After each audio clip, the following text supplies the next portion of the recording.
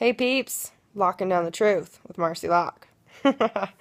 so, today's been a day of, awesomeness because every day it's my choice and I choose that. I had some filming, some commercials to radio, walking straight from literally getting off the phone where I was on for my radio phone call to walking right into a speaking event that I was speaking at. And yet, then coming home tonight, I recognized I felt off. I felt blah, is the best word for it. Just blah. And that right there is a red flag and an action signal for me that there's some awareness. There's something going on inside me. I get to go internal.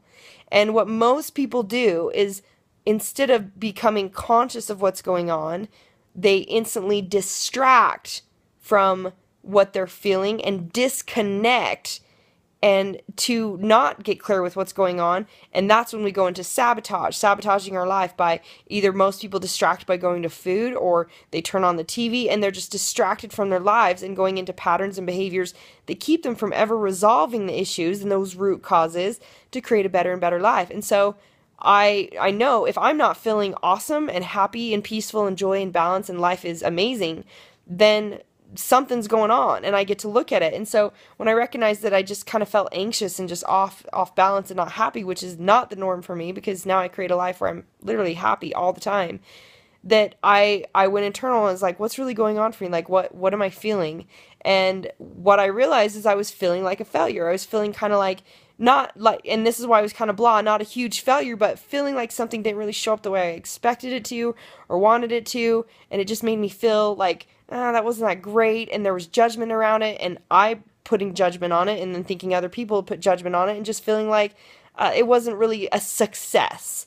And this triggers a core root belief for me that I'm not good enough and it has to look a certain way because the identities I took on growing up was perfectionist identity that had to look a certain way to be loved and validated, and that you're so scared of failure, you'll do anything to not fail, but there's also a fear of success because there's a chance of failure. And so it's like we tend to stay in our comfort zone.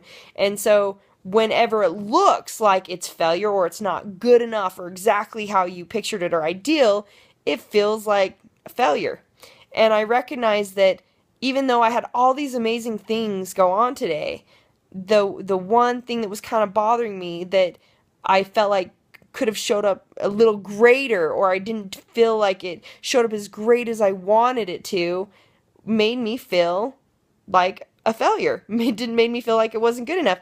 And this is our conditioning in our society of how we've been raised, that most time that we forget to look for the success, to celebrate the success. Celebrate each baby step and the success of what you're doing to progress. And even though I had all these great things happen, I saw the one thing that I didn't really like. And so even if you have 100 things to do for the day and you do 99 of them, but you miss one of them, we tend to go, but I still didn't get this done, or I should do this, or I have to do this, and not just allow our life to be happy and peaceful and celebrate what we're in. And so I get to look at it and I could see it as untrue. And I know that's just like, this feeling or attachment I was looking at it, and I get to shift through it and change the perceptions and create then an action or belief or perception that does serve me and change my vibration around it and change my experience. Because if I sit here and be like, oh, well, that really did suck or that wasn't as good as I wanted it to be, does it change it? No, it is what it is. It was my experience. If anything, all it does is give me feedback to go, well, that's interesting. Well, what can I try next time? And what else could I try? Or what is possible? Or what did that teach me? And what would I want to do in this situation to make this even better? And literally learning from it to progress. And if we're always moving forward, there is no such thing as failure. Failure just increases your rate to success because it actually just teaches you more and more and more the ways not to do it so that you can get clear on how to do it and how it really works and flows for you. So I think that the key point is, instead of whenever you find yourself like, the whole point of getting back to balance and getting back to feeling awesomeness is all about connecting back to you. Connecting, not disconnecting. And most people, as they start my program, they're like, all of a sudden I don't want to watch TV anymore. And I'm recognizing, the negative, things all around me that I want no more part of. And they're like, is that normal? It's because we're actually connected to ourselves. We don't have a draw to sabotage.